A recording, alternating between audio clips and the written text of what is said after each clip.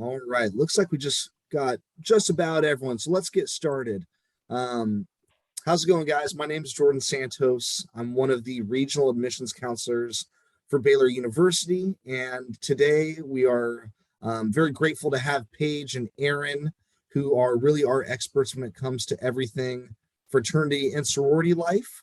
So I'll let them take it from here. And if you guys have any questions, please click the Q&A button and go ahead and ask your questions in the chat. Excuse me, not in the chat, in the Q&A. But Paige, Erin, go ahead and take it away. Awesome. Thanks, Jordan. Well, like Jordan said, my name is Erin, and I am here with my partner in crime, Paige. We are two of the three staff members who serve our fraternity and sorority life community, and we are just excited to have you with us today. We are going to talk a little bit about the community and its recruitment process, hopefully have some good amount of time at the end to be able to share some Q&A with you. But we wanted to start off, first of all, by saying, our office is located within this Department of Student Activities. And as student activities here at Baylor, we have sort of this motto that we believe that you were created to connect, that people were made for connection to other human beings, connection to things that they're really passionate about. And we want to be sort of the catalyst for that connection. And so there are lots of ways for you to do that when you get here at Baylor. We're going to talk about a pretty specific way, which is fraternity and sorority life. But just know that there are so many different ways to get involved in the life of the university. And we're excited you're here to learn about that. We're going to give you a brief overview of our fraternity and sorority life community. One of the things that we kind of want to just share, first of all, is that we have 41 chapters in this community. And so these 41 chapters are spread out over about 4 governing councils. We also have a handful of local chapters here at Baylor, and Paige will kind of explain what that means a little bit later on in this presentation. But we have a really robust community. About 30% of Baylor undergrads are part of one of these organizations. And so when you think about it, that's like 1 in 3 people here. And it's pretty present on campus. You can see that when you get here, lots of people wearing letters, lots of our organizations just hosting events and getting involved in what it means to be part of just the Baylor campus. And so we're really excited about that. Our community is always growing, and we're always looking for ways that we can expand membership. And so this is just a very basic snapshot of what the community looks like. Oh, hold on. There we go. So being a sorority woman, I wouldn't be here today if I didn't have a great experience in my undergrad. And so I'm really excited to share with you like the values we have here at Baylor, but also that you see in each of our fraternities and sororities. So our community is based around 5 pillars. And so these 5 pillars essentially bring our whole community together, but each fraternity and sorority also focuses on those 5 things. So service and philanthropy, each of our organizations have a national philanthropy or service group that they partner with that they raise money for and bring awareness to. Campus involvement, we have a lot of our fraternity and sorority members that participate in all university sing, student government, and just various, you see a lot of representation across campus in different campus opportunities. Leadership, it's a really great way just to get more involved within your organization. For example, if you're a finance major and you're looking to take those skills and apply it somewhere else, you could be a finance officer for your fraternity or sorority. And scholarship. What's really neat about fraternity and sorority life, even across the nation, most of the time, the fraternity and sorority GPA is higher than the all campus GPA. And so that's something we really pride ourselves on across the nation and at Baylor. And so each fraternity and sorority does its best to ensure each member is set up for academic success and has resources available to help with that. And then the last one, faith development. I think being at a Christian institution, you see a lot of sororities and fraternities that take that to heart. So they have Bible studies, they'll plan a worship night, and just like work together to plan events with each other, but also for our Baylor community as well. You really see a big culture of care here. And I think a lot of that could be a testament to just a really strong faith. We also want to touch on some of the benefits of being a member of one of these organizations. Paige touched on values. We believe that every one of our organizations has those underlying values as a foundation of who they are. A lot of that is similar. We would also say these benefits that we're going to talk about are also shared among every single one of our organizations. So the first one we want to talk about is experiential learning. And what we mean by that is that we are seeing on a day-to-day basis, our students are taking what they're learning in the classroom and they're turning that around and using it in real time in their fraternity or sorority experience. And so if they are a marketing and communications major, maybe they're running their organization's social media, or if they're learning about business and how, transition is a really risky time for an organization. They're like, oh my gosh, we should probably focus on how our organization is transitioning every year. And so they really are getting to use that education, not just in the classroom, but they're getting to apply it to their co-curricular, which is something that is really, really cool to see and experience. This next one feels a little obvious, but networking is a huge benefit to being in one of these organizations. We see a lot of people who are automatically connected to people across the country because of their membership in these organizations.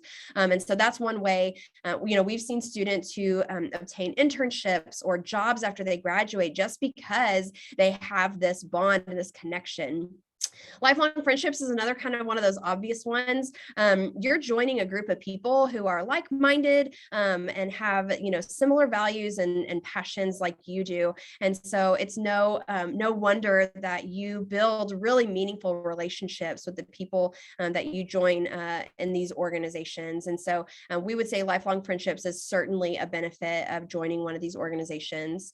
Connection to campus, as Paige had mentioned, our groups are really involved in what's going on in the life of Baylor.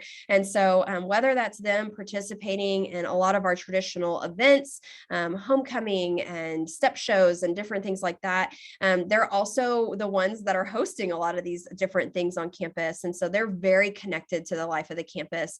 And like I said, it's really vibrant when you're on campus. It is pretty typical that you'll see one or two of them out and about doing something. And whether that's playing intramurals or whether that's just them all kind of hanging out on Fountain Mall, doing a philanthropy event. But that's just another benefit we see for our students, which brings me to this last one, purpose. This was one that we found from a Gallup poll, which is that students who are in a fraternity or sorority tend to have a higher sense of purpose or sense of belonging when they are at their college or university, because they have all of these different things. They have a network, they have a meaningful relationships with the people in their class, and they're so connected to campus that it just builds this sense of purpose in them. And so we see students have a higher purpose when they're here, and then when they are leaving school as well.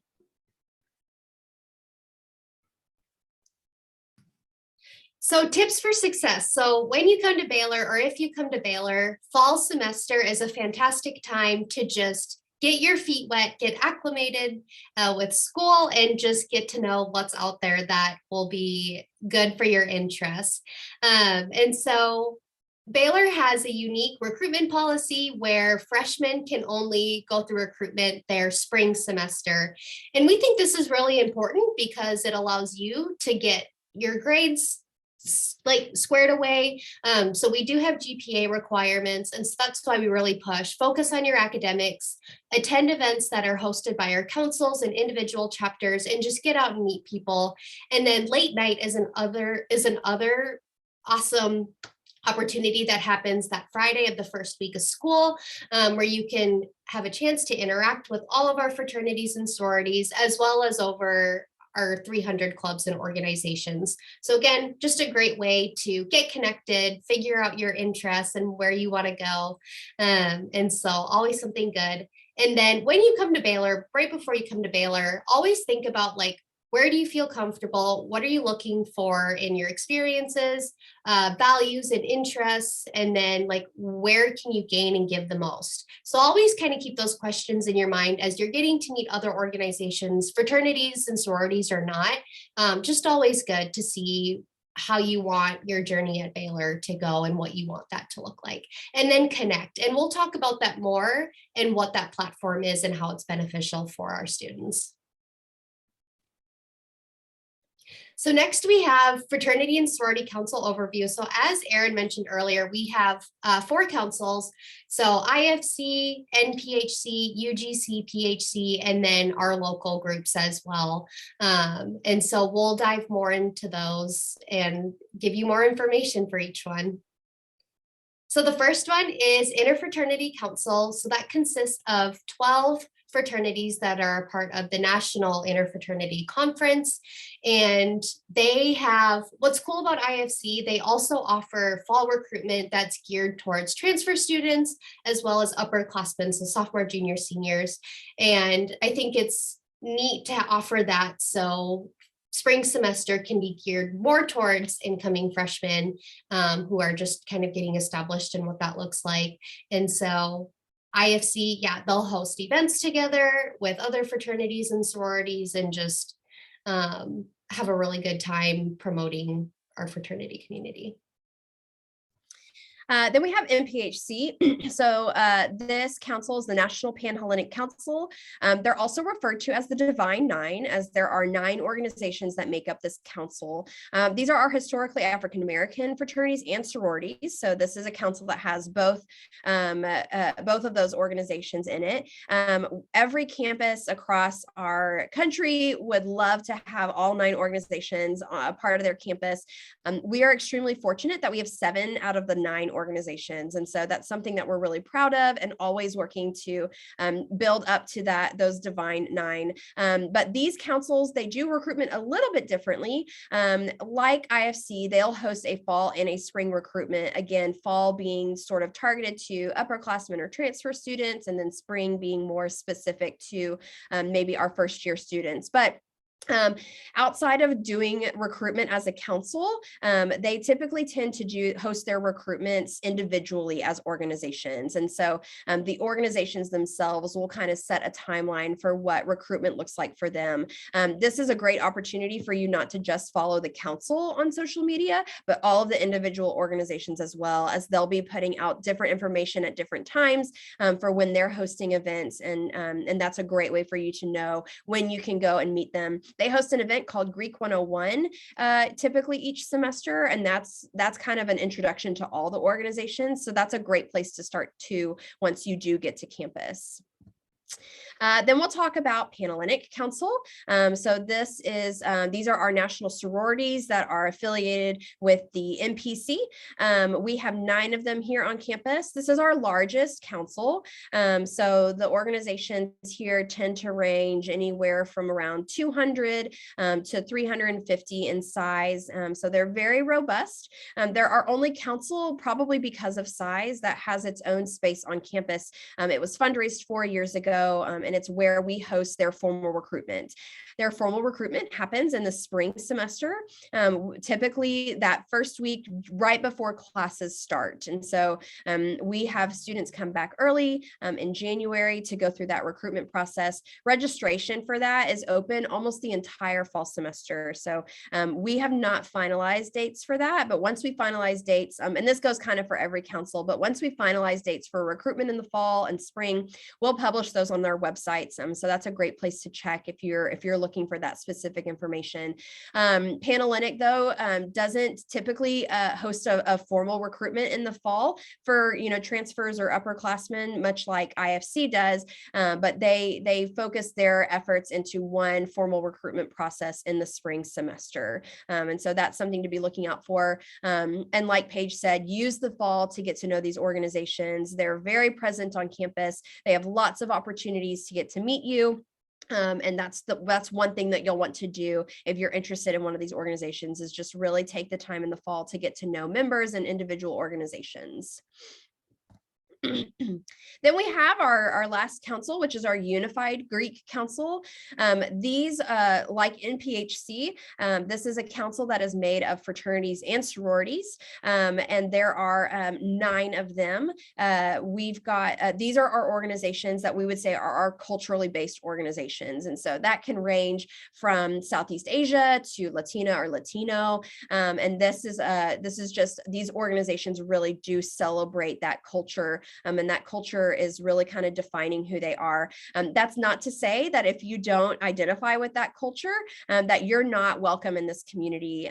But that's just one of the things that they tend to focus on, maybe as a part of their service initiatives or their philanthropic events. But this council, also like MPHC, hosts fall and spring recruitment on different timelines. And so getting to know the council is great. Getting to know the individual organizations is even better sometimes, because that's a way for you to get more specific information about how to get to know when they're doing their recruitment events, or just even what they're doing out on campus, so that you can meet these people in these organizations. And then our last one, our local chapters. So we have 2 local fraternities and 1 local sorority, and they are unique to Baylor. They don't have any national affiliation. So they are rich in Baylor tradition and the culture of it. And so that's really neat. And so if you're looking for a local group to join, those 3 could be a good fit for you. Oh, this is you still. Yes. So next we have Connect. So when you come to Baylor, you're going to get login information for this website. And this platform that we use is a great way to see what's going on for campus. You get to look at all of our clubs and organizations. And so it's just a really awesome way to just dive right in and see what Baylor has to offer without first even seeing an event in person. So this is a really good stepping point, and it's something our leaders use as well. And what's new BU, that's it's an email that you're not going to want to delete, because you're going to get a lot. And so again, just another weekly email that you'll receive where it has campus-wide events that are going on. And so again, just a really great way to get out, connect, and meet people. We wanted to make sure that we had plenty of time for us to do some Q&A, if there were any, but we would be remiss if we did not leave you with some way to contact us or get connected with our Department of Student Activities. So you'll see here, this is our handle for Instagram and Twitter, and then our Student Activities website. This is a great place to get information about what's currently going on, what's coming up, what have we been working on, how are our students connecting to campus, and then our contact information is here. Tranquility is our other staff member in Fraternity and Sorority Life, who's not here with us today, but is also a great resource to anybody who has questions about wanting to get to know the community, and just what that looks like. So you'll see our emails here. Again, that Baylor website down there at the bottom. Yeah, we're just excited that you wanted to get to know a little bit more about the Fraternity Sorority Life community. We're going to drop in here in the chat as well. We've been kind of doing this throughout, but links to all the different websites for each of these different councils. And then this frequently asked questions is maybe probably helpful for you if maybe we don't get to your answer, or if your answer is one that we typically share. And so feel free to check those out. And then if we are good, we can kind of run into the Q&A. I see just one question there, so I'll go ahead and take it since I'm not overwhelmed by the number of questions that there are. But someone's asking about houses. Interestingly enough, Baylor does not have fraternity or sorority houses. I think as staff, we would say this is great, as it encourages people to really cultivate those relationships that you're building that first semester here before you're joining one of these organizations. And so it's nice to be able to say, I've built this relationship, and it doesn't have to end here just because we're joining an organization, right? And so we see a lot of our students who, once they decide to start living off campus, who continue those relationships and continue to live in apartments off campus. But no, we don't have houses, and that is just kind of a quirky, maybe Baylor tradition.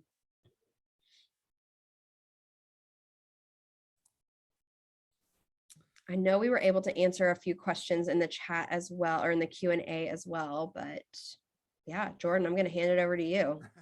Yeah, so this is time for you guys. If y'all have any questions, please put them in the Q&A section. But while we're maybe waiting on some questions to be submitted, Paige and or Erin, if you'd like to share maybe something that an experience or kind of I guess an experience in terms of your overall experience being in a sorority, was there something that maybe you didn't expect would be so like before you joined, or would you just like to maybe just share some highlights about your experience being in a sorority? Yeah, happy to take that. So when I came to college, not going to, and I didn't attend Baylor, I had no idea what fraternity and sorority life was, but just through other friendships that I made through other organizations, they talked me into it, and I'm so glad they did, because when I attended a recruitment event, they were so kind and so welcoming, and I got to see them kind of live out the values of the sorority that I'm now a part of. And just I grew a lot as a professional, and personally too. I was so quiet, and being in a sorority helped me come out of my shell, take on leadership positions, and it had such an impactful moment on my life that I'm like, I want to turn this into a career. And so that's why I'm an IFC advisor now. And so just pouring back into the students that I advise has been really rewarding, and it's been an awesome experience. I have a different experience, not in a bad way, but in a way that is maybe surprising. I was not a member of a sorority when I went through my undergrad. Part of that is because my undergrad did not have national organizations. But so I think people are sometimes surprised when they find out that the person who is leading the Panhellenic Council is not a member of a Panhellenic sorority herself. But I think one of the things that I've learned just in working with this community is they're really impressive. They're incredible people. They do really amazing things that I never in my undergrad would have thought I would have been capable of doing. And so I'm getting to walk alongside them, like Paige said, as they grow in these leadership positions, and as they are quite literally changing the world. Panhellenic on our campus just hosted a clothing drive, and just over 1,000 pieces of clothing were donated. Our entire community is doing a canned food drive this month. And so it's just really, really fun to see just all the different ways that they're wanting to make an impact, not only for members in their chapter or for the Baylor community, but for the community of Waco and beyond. It's just really something that's unique to these organizations. And I think that's because of those values that Paige shared about. Those are just the underlying foundations of who they were built from the beginning. And it really is true to see these people living out their values on a day-to-day basis. Well, excellent. Thank you so much, Paige and Erin, for your time. I know this was extremely beneficial to everyone that attended, to give a little insight into what Greek life looks like at Baylor. But if you haven't already, please either take a picture or screenshot of Paige and Erin's contact information, because that's their job, is to help answer any questions and provide as much insight as possible into what Greek life looks like. So again, if you have any further questions, reach out via email. But I just want to thank y'all so much for taking time out of your busy schedules to join us on this Saturday. Hope you all have a great rest of your weekend. And thank you so much. Have a great day, you guys. Bye, guys. Thank you. Thank you.